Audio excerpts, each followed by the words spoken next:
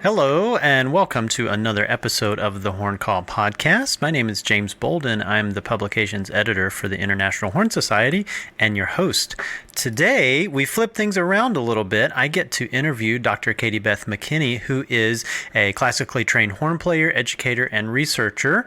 She has her own podcast called Represent and a whole project based around underrepresented composers. She is a really fascinating person to talk to. We had a wonderful time talking about all different kinds of things related to horn playing and teaching, career stuff, kind of big picture things, where to get started if you're looking for diverse composer resources, and all kinds of great information for teachers and students. So without further delay, here's my conversation with Caiti Beth McKinney.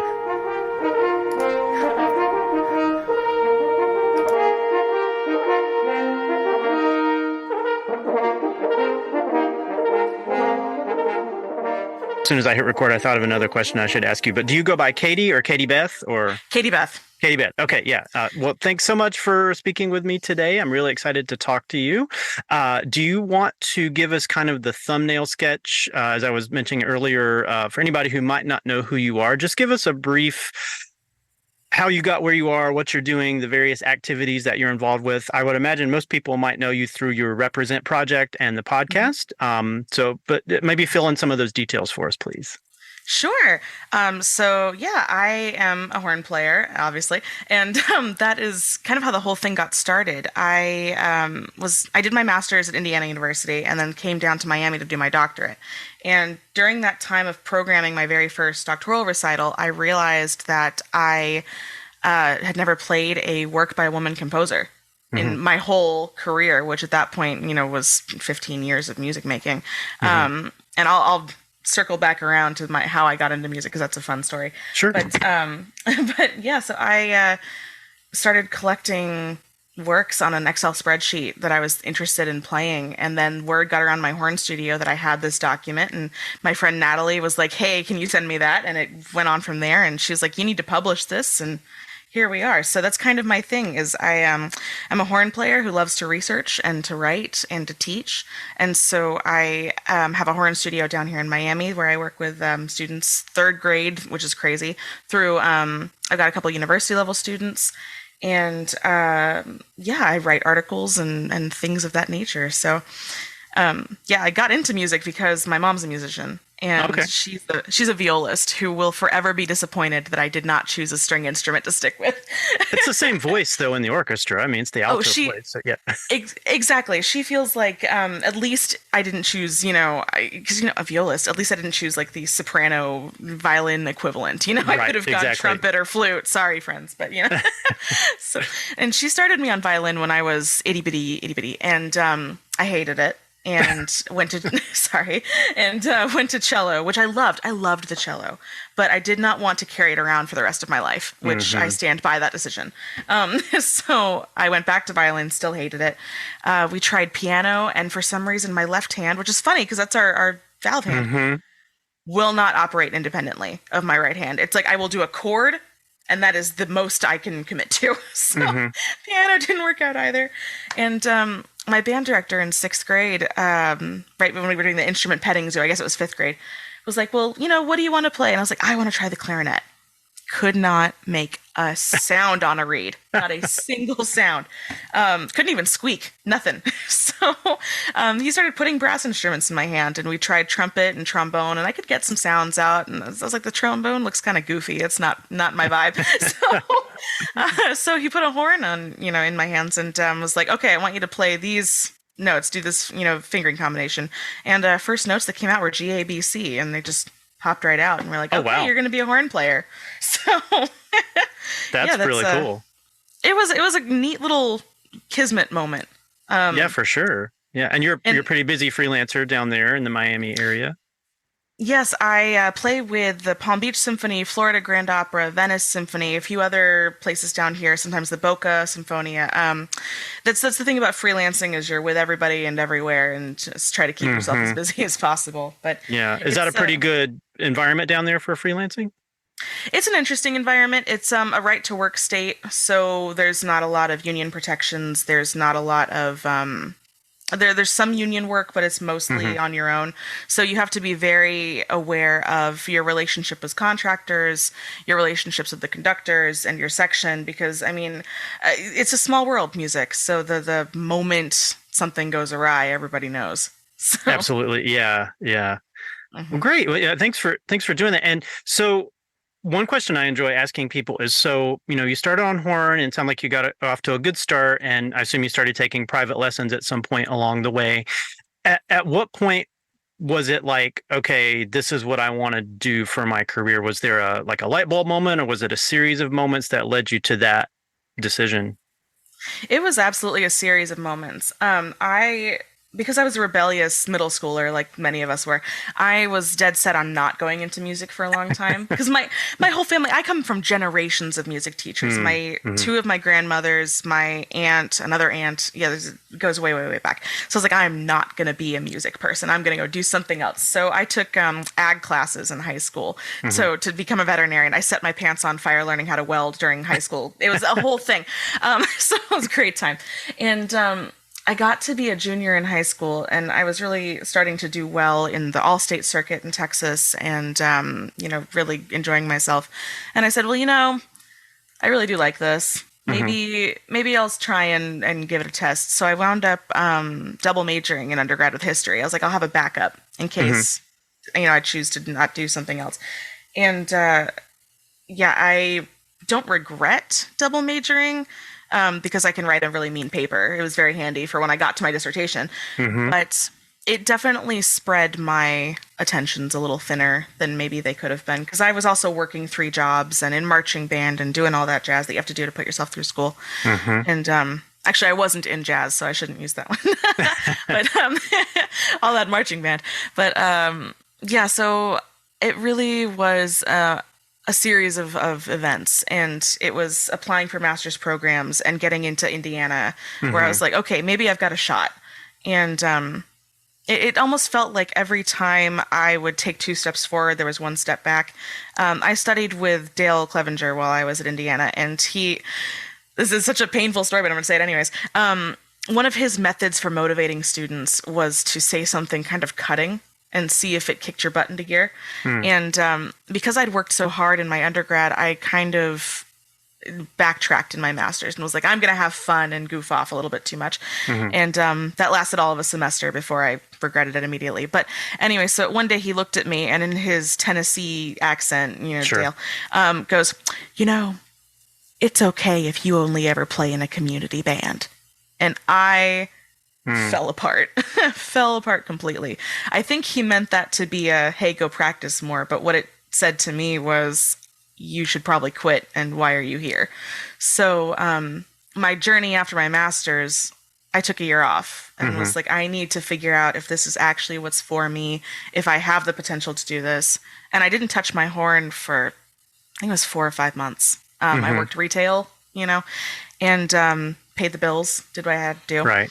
Right. And I got to that point where I was like, I really miss my horn. I Mm-hmm. finally, it was staring at me from its case, and I was like, I got to pick it back up. And I was very lucky. I had a really cool boss. I was the manager of the store at this point, but my area sales lead guy, Dave, we love Dave, he would let me practice in the back room of the store in Bloomington. So Oh, I wow. would be, oh, he was the best. So I would be there. If I had to open the store, I'd get there at 8 a.m. and Mm-hmm. practice for an hour, open the store at 9:30. On my lunch break, I'd eat a bag of microwave popcorn and then practice for 45 minutes and then, Mm-hmm. practice an hour afterwards. And customers would ask, they'd be like, where's that music coming from? Do you have a record store next to it? And he'd be like, oh, no, that's one of our managers. And she's back there doing French horn stuff. Yeah.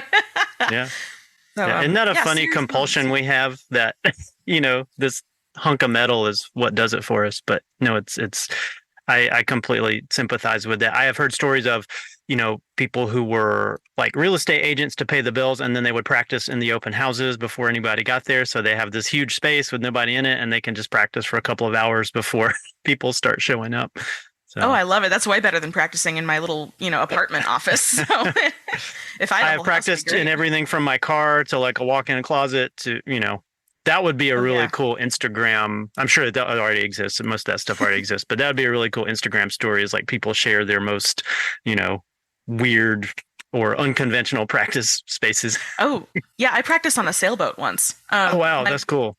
my grandparents had a sailboat on Lake Ontario up in New York, and we did a 2-week sailing trip right out of my undergrad. And I was like, I'm not gonna not take my horn, so I played in the middle of Lake Ontario. It was. I think I only tried it once. After that, I was like, this is too hard. The boat's rocking. It's wild, but it was fun. So you mentioned you come from a long line of musicians, and Mhm. you have a very distinguished pedigree in terms of who you study with. Were there other influences along the way, like where there people at IU, I assume, who were maybe a few years ahead, who were doing things that you were like, "Ooh, that's something I want to get into," or were there other people, horn players or otherwise, that you looked up to that you wanted to sort of pattern things after? Oh, absolutely. I mean, I would be completely remiss if I didn't mention Heather Test, who was my Mm-hmm. primary undergrad Mm-hmm. instructor. She is so cool, first of And all, this as is a at human being. Texas This is Christian University, yeah, TCU. TCU. Yep. Go Frogs. So she does everything. Opera, orchestra, chamber music. She plays with Polyphonic Spree. She was one of the first people I saw who was making a living by not just being one thing. Mm-hmm. And I say that, and my mom was the same way. She does violin, viola, bluegrass, fiddle, the whole 9 yards. But Mm-hmm. from a horn perspective, Heather is just like finger in every pie kind of thing. Mm-hmm. And that's how I realized that's what I want my career to be. I'm not a strictly orchestral person. I love chamber music. I love solo repertoire. I love stuff that's weird. I got to record for Bad Bunny this year. You Oh, know, that's like cool. yeah, like doing all this. You know, I played with the Who last year. It's like the doing the pop side of it is really really Mm-hmm. fun too. And so she was a big influence on what I pictured my career looking like going forward. Mm-hmm. I also was really into film music. That's kind of what clinched the horn for me as opposed to trying another instrument. Uh-huh. Lord of the Rings was a big one for me. That was like foundational moment. Yep. And then also this weird recording that I picked up from our local bookstore in Kerrville, Texas, that probably no one's ever heard of, called Hastings. It is defunct now. And I got a recording of water music. And for some Okay. reason, that was like another aha horn record. I don't know why it was water music. Now I don't want to listen to it anymore because I've listened ad nauseum at this point. But but at the time I was like, this is cool. This is what I want to do. Mm-hmm. And yeah, so that would be another influence was film and that one recording of water music. And then That's almost film music in terms of how ubiquitous it is. oh, absolutely. And of course, I studied with Rick Todd for my doctorate, and Mm-hmm. so he's got that big LA film history, and that I knew that was going to be something I was interested in. And he's really mad at me because I traded in my Con 8D for Oh. not a Con, but it's fine. We can do what Well, we gotta not do. everybody out there is playing 8Ds necessarily all the time either. I mean that's been the case for a long time. I mean, they play what they need to play to get the job done, from what I It's true. understand.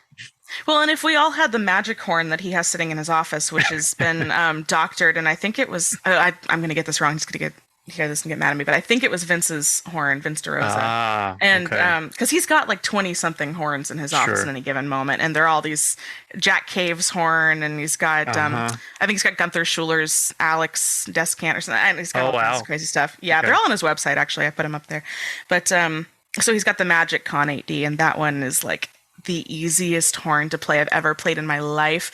Wow. Beautiful. So if all of them played that way, I'd probably still play on one. But Sure, sure. Well, when I what was just that like, if you don't mind me asking? What was that like studying with him? I imagine by that point, you're beyond just sort of basics and fundamentals, although sometimes that happens at the doctoral level. But what were lessons like with Rick Todd? I was really lucky. He let me kind of steer, for the most part, steer where I wanted to go. Mhm. So we did actually do the very first thing he does in almost everybody's lessons is you do the first Coproche etude with all on the F side of the horn. Hey, like Kendall It's Betts. a nice. Yeah. Oh yes, it is absolutely a really nice wake up call if your F side is not as developed as it should be. So we did do a lot of fundamentals because I had gotten so much musical education from Dale, but my technique was suffering. So that was the first year, was kind of revamping all that. But after that, he let me. That was when I really started getting into the women composed works, and he let me just go. I would bring in music he'd never heard of before, and we just worked on it, and he was like, okay, cool. And then, I'd bring in like the Brahms Horn Trio, which he has endless thoughts about. And so we struck a nice balance. But he is very much a proponent of making sure every part of your playing is as efficient as possible. So we spent a lot of time working on support and focusing on how you use your air, strength versus speed kind of stuff. And he's got a fun video series that I'm in back when I was playing much worse than I am now. And people can still go and watch it, and you can hear me do a really bad version of Till Oil and Spiegel because it was purposefully bad. The point was to make as many mistakes as, right. But I sit there and I'm like, I hope people don't think that's how I play. It's fine. But so is it on YouTube or it's on? Oh, I think it's on Podaya. You can go and you purchase a subscription, and he does promos. Okay, and stuff got like it. That. Got and it. Kind of like Denise's little series she's got and stuff like that. But yeah, so you can go find those and get a little taste of what it's like to study with Rick. He's a hoot and a half, as we say in Texas. Well, no, there's certainly lots of great players coming out of Miami and lots of great research too. Kind of on my end, I'm like, okay, what dissertations are out there and who's doing research on what, and lots of good stuff from there. So that's really good to hear. So tell me how the project, you mentioned, your interest in it, but lots of people have lots of ideas about things, and it's rare sometimes that these ideas become as successful a project and a podcast and articles and things like you've got. How did all that come to be? Oh, it was another series of funny circumstances. Like I said earlier, I really just was doing it for my own research and something I was interested in.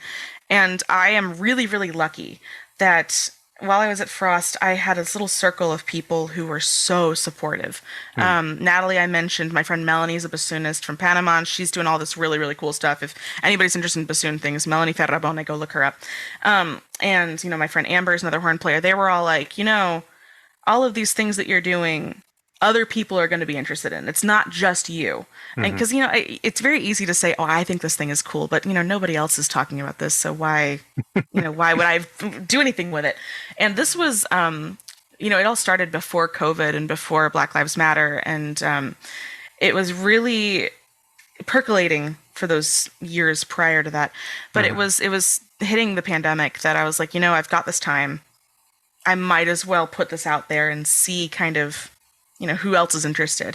And I immediately got really, really great feedback. I saw traffic to my website increase by, I think it was 132% that very first couple of months. And I went, oh, other people care about this too. We should keep going. So now I'd made the database. It was actually very simple to put together, more simple than I thought. It's in a Google Sheets, and I have it hooked up to my website, and it makes an auto table for me with a plugin. It was nice and simple on the tech end.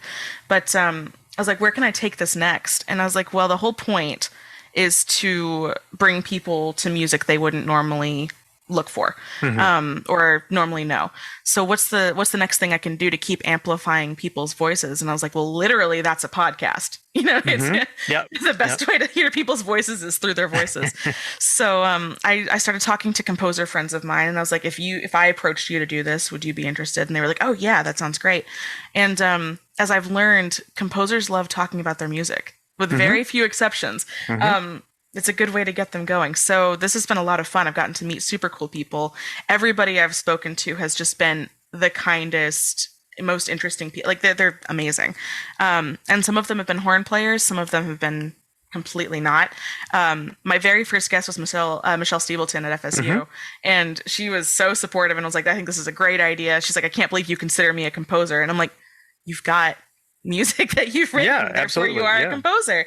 So that was fun to kind of, help her hear that label applied to herself. That was fun.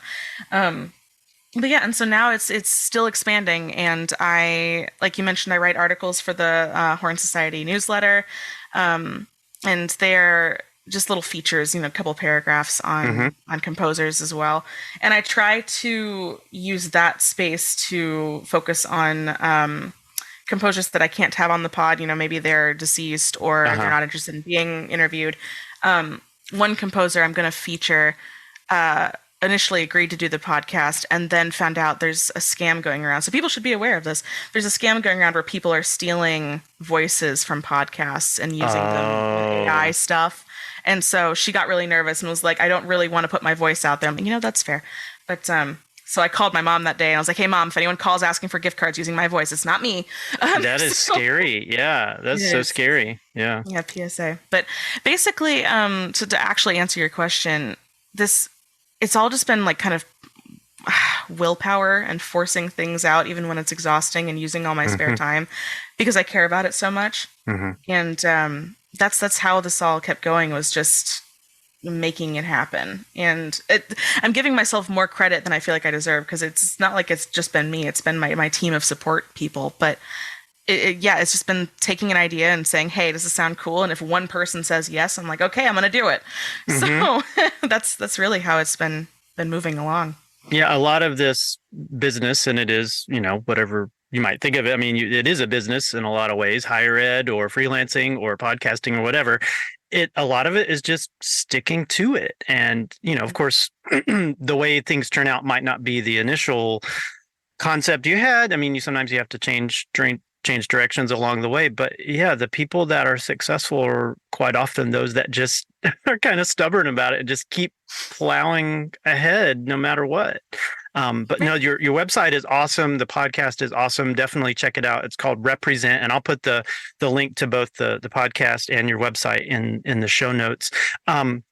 So I want to turn, I guess let's get a little more detailed now. So let's say I'm a student or a teacher, what have you, and I'm like, okay, I'm turned on to this now. I realize that for many, many generations, there's been so many great composers who just don't get their fair due. For whatever reason, they're overshadowed by those in the historical canon, whatever. But I'm interested now. I want to get into new repertoire. What are some good places to start? Because I get overwhelmed easily. Like I'm one of those people that, like, when I was a kid in school, first day of class, they're like, oh, you're going to have a project due at the end of the semester. And I start freaking out about it that day. I'm like, oh, I have to finish it now so I can turn it in.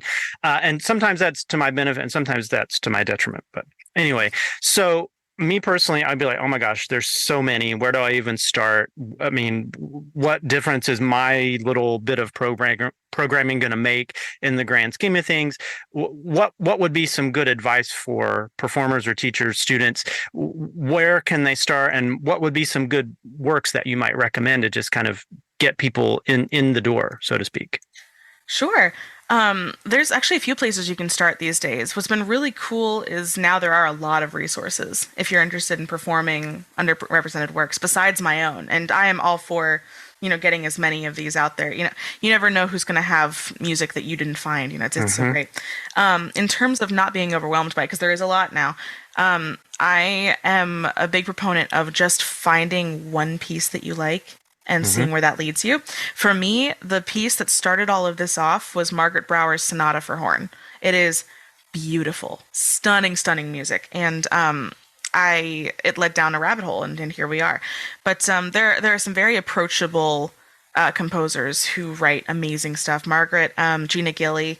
Shout out to Gina, my friend. Shout out to Gina. Oh, she's the best. She came on my podcast. So nice. A poor thing. I had to record her episode in my car because I had rescheduled her 4 times and I felt so bad about it. And I was like, okay, I just got another gig. We're going to do this. I had my mic set up on my steering wheel. It happened. Well, I've listened to the episode. You would not know that. You wouldn't know it listening to it. No, it comes really through just glad. fine. Yeah.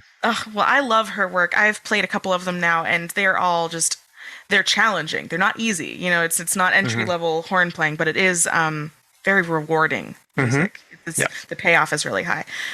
Now, something that I'm starting up as of yesterday, actually, it now exists, but I've got playlists going on YouTube and Spotify. Oh, nice.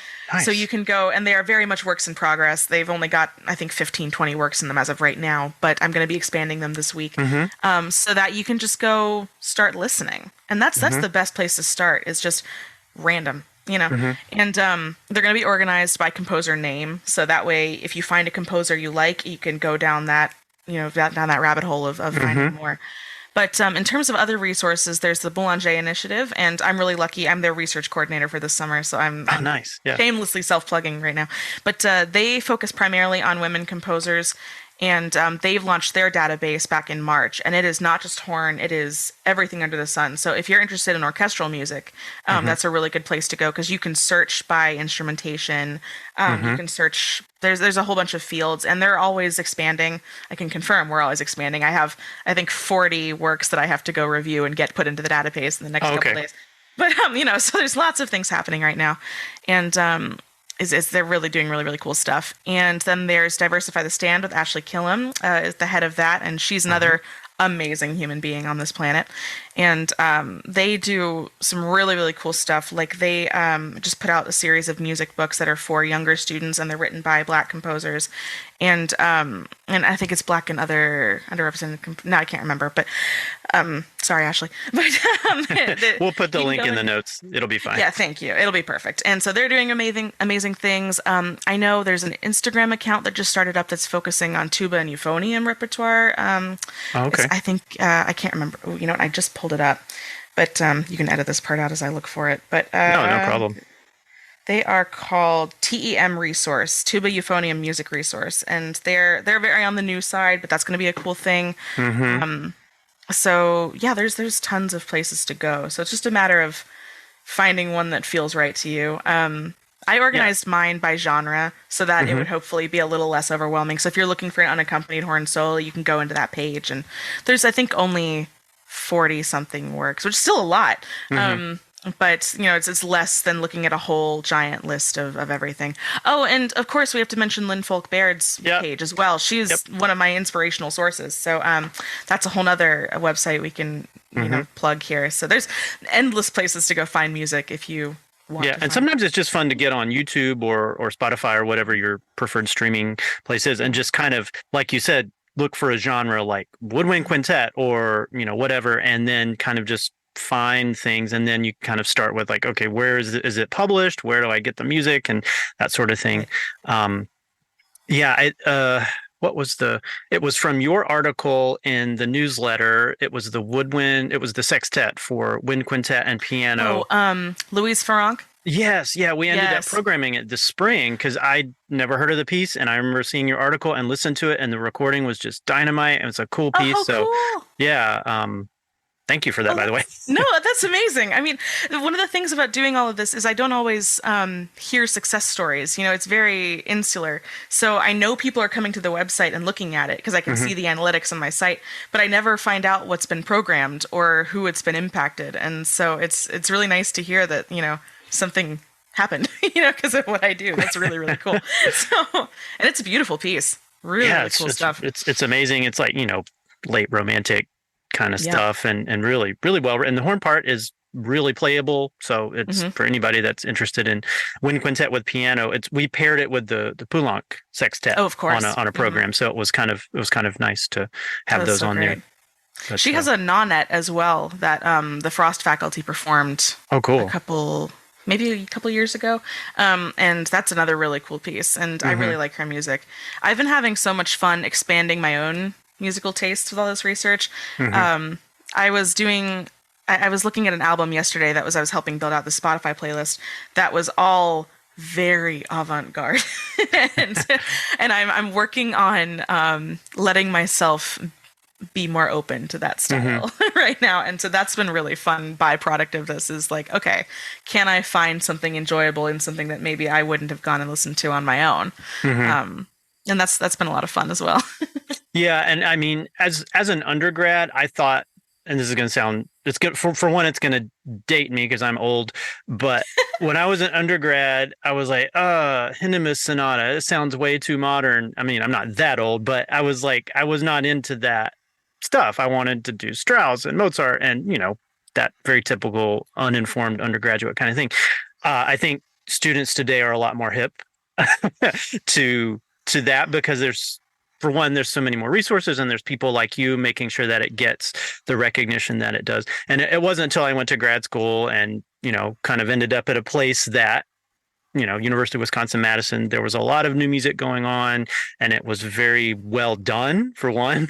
That makes a difference in new music. If it's not presented very well, it doesn't do itself any favors. You have to have good performers and dedicated performers. So it's like, okay, I was in from from that moment on. And so to anybody who's got a little bit of anxiety or hesitancy about new music, just go for it, Yeah. And it's like anything. There will be some that maybe aren't so great, but I think it certainly is outweighed by those that are worth the time, for sure. Well, and this isn't the 60s and 80s anymore, where all new music, and that's a huge, horrible generalization, but like the bulk of new music was very mathematical and very, not easy listening. There's new music now is anything and everything. You've got people writing gorgeous, melodic, romantic stuff, and then you've got the crazy, wild, fun, extended technique stuff. So, being scared of the term new music is, it's a challenge we have to overcome. And it's funny you mentioned Hindemith, because I still don't like any of the Hindemith stuff. So all apologies to alone. Hindemith Estate. I know. Sorry. Yeah, it's Hindemith and Schumann. They just, the Adagio and Allegro. I've said this on several podcasts now. Adagio and Allegro, if I could never hear it again, play it again, that'd be fine. Sorry, Schumann. Oh, gosh. But there's so much good music out there, and it's just finding what you like. And that's the beauty, I think, of the world we live in now, is where our careers are entirely our own. There is no one way to be a horn player, and there's no correct way to be a horn player. And I don't think you could have said the same, 50, 60 years ago. There was the path, and if you didn't follow the path, that was it. And now, if you want to just go record solo works for horn in your bedroom and put them on TikTok, you can, and you should. Like, I think it's so cool.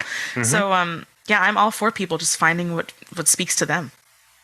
Yeah, for sure. And I mean, I was in school. Let's see, it's been a while, more than 1 decade, more than 2 decades.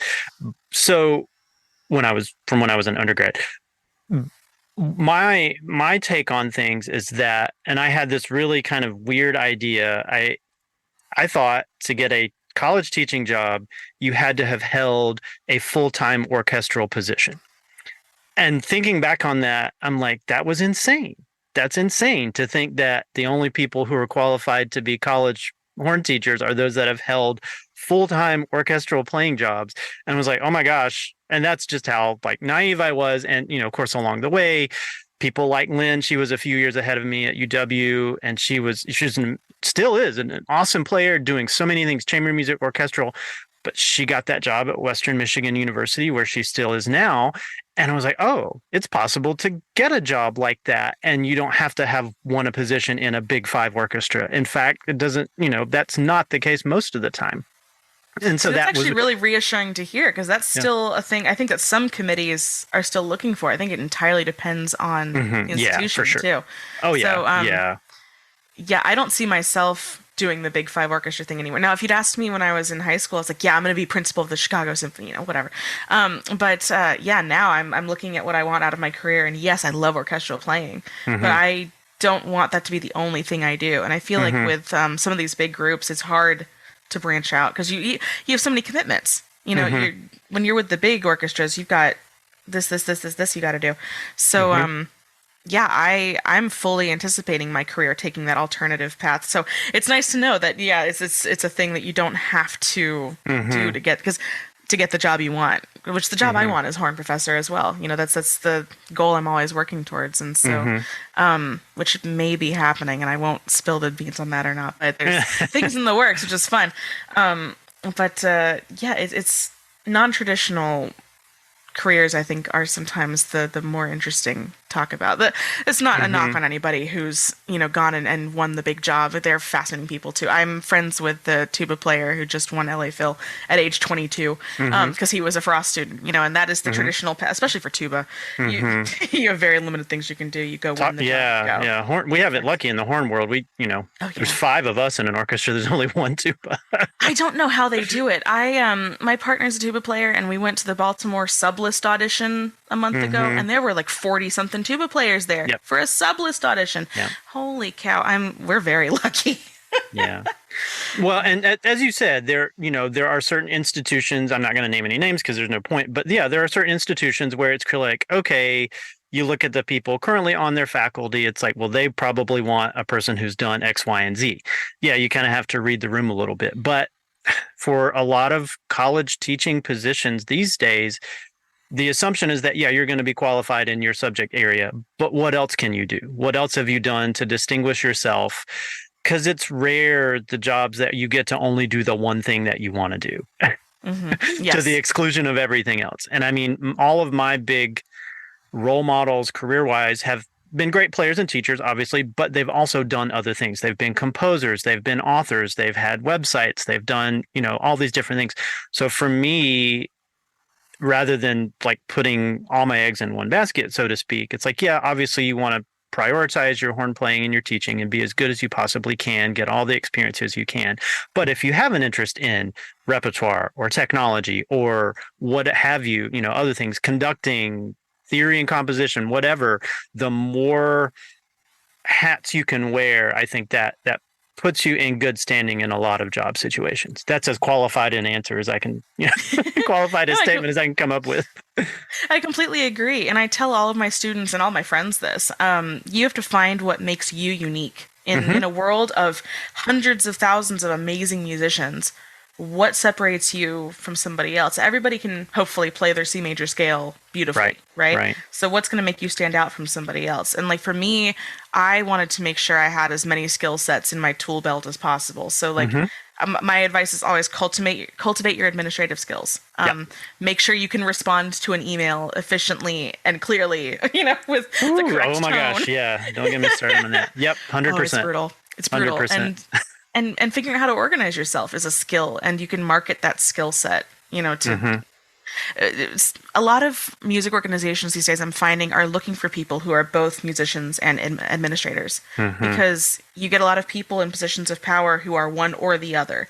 And if you're too artistic, then there's no practicality. And if you're too practical, then you lose the artistry. And there's a space for all of the above, but somebody who can do both is going to be incredibly marketable. So, yeah, 100%. And yeah, I agree with that completely. And I also, it's like sometimes we put creativity in a box, which seems like an oxymoron, but sometimes people think, well, you can only be creative if you do this in music. It's like, no, having a podcast is really creative. It's creative in a different way.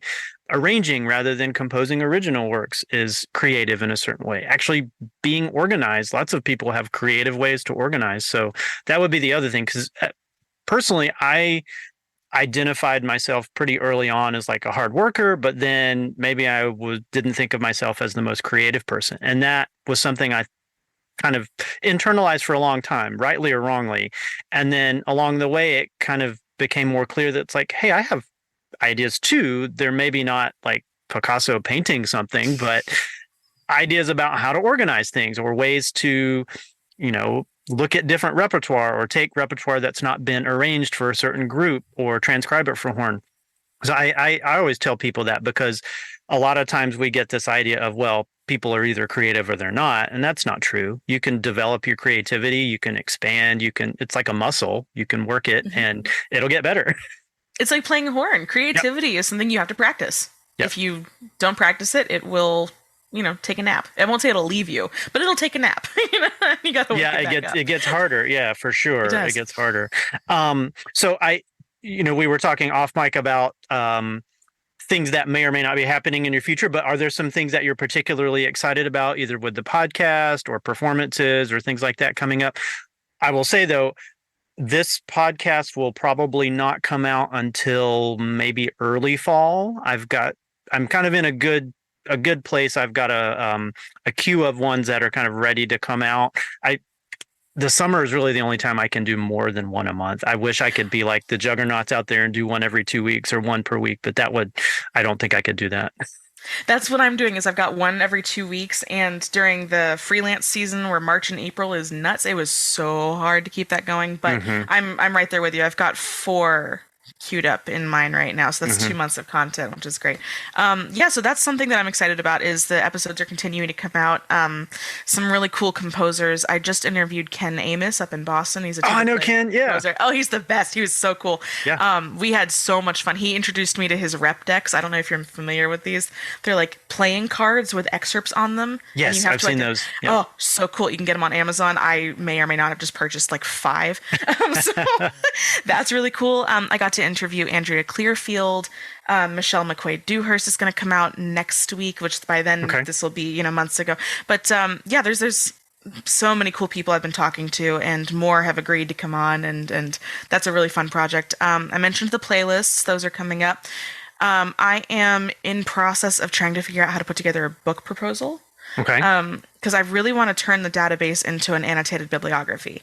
That is a moving target because there's always new works being added, but at least getting something together, I think. Like Rick Serafinoff at Indiana did that guide to the solo horn repertoire.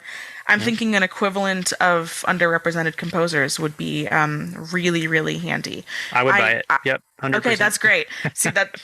Good. See, that's what you need. Somebody to say, yeah, I would use that. I'm a book person. I have 5 bookshelves in my 2-bedroom apartment. They are all full.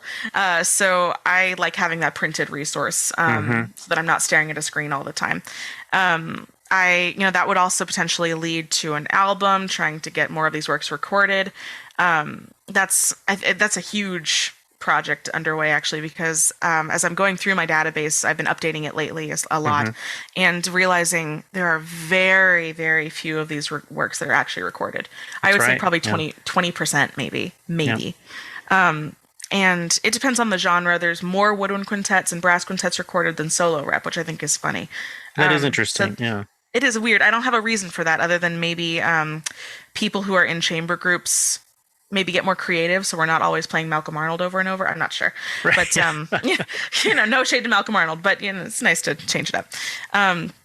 So that's something that's going on. I have too many projects going as I say this. I'm also starting a YouTube/TikTok series where I'm going to be breaking down musicology books related to gender and social justice and music education. I've got stacks and stacks of them sitting right here. Like, Philip Ewell's book on music theory that just came out. Okay. Incredible resource. So for people who are not bookworms like me and prefer to devour their content via the internet, I'm going to be just doing little breakdowns of YouTube will be the longer form, TikTok will be short form, little snippets, to try and get more of these concepts. Like Marcia Citron's Gender in the Musical Canon explains how works that we've played for centuries wound up being the works we played for centuries. And it is not as simple of a process as you would think. So that's coming out soon.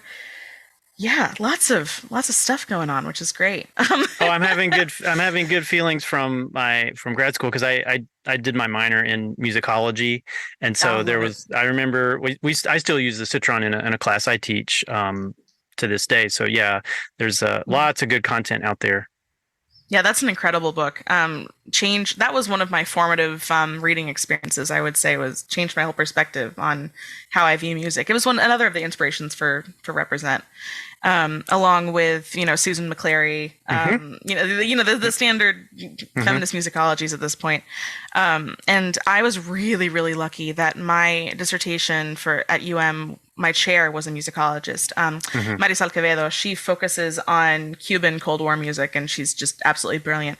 And so I got to be a non-musicologist for a while. Yeah. It's a lot of fun. I didn't do a minor in it because I was like, I don't want to be restricted. And then I proceeded to take entirely musicology courses. So, it's fine. But you're putting it to good use for sure. Yeah. It's like I said, that history degree led to me being able to write a paper. So it's nice. Yeah. Well, now we have to worry about artificial intelligence and Chat GPT and it's funny. I am not worried about it. Maybe I should be. I'm worried about the ramifications of misinformation for sure, but I'm not worried about it replacing us. There's something that I think too many people value that are the actual human spark.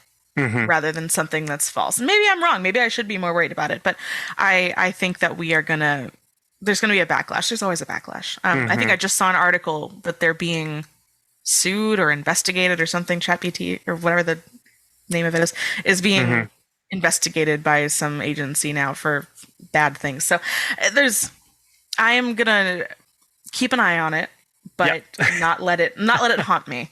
That's where I'm at with the AI stuff. It's so obvious that it can't formulate a real new thought. It's just regurgitating things that have been fed into it. Yeah, so. we've done some exercises in my music history class at the undergraduate level. I kind of feel like, well, they're going to figure out that it exists one way or another. Just like there's always been, places that will write an undergraduate research paper for you for a fee. So I kind of see it in the sense of like this. It's not necessarily a brand new thing. It's the capacity for plagiarism and unoriginal content has always been out there. I think we can probably use it as a tool and kind of leverage it. I've heard of some really creative ways of like using it in class, and then the students are comfortable using it for the right reasons and using it ethically. It's kind of like a calculator or something. The calculator is never going away. We still need to know our multiplication tables and that sort of thing. But do we? No. Yeah, if it can make your life a little easier in some respects, then I don't necessarily see it as a problem. Used ethically, I've heard of people using it as writing prompts to say, okay, here's an argument this thing made, take it apart and tell us why it's flawed, and I think that's a valid use of that kind of tool.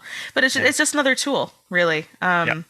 So there's definitely the dark side to that, and I had a big conversation with my parents the other day. I was like, hey, you can't trust everything you read on Facebook. We've got to have a conversation about this.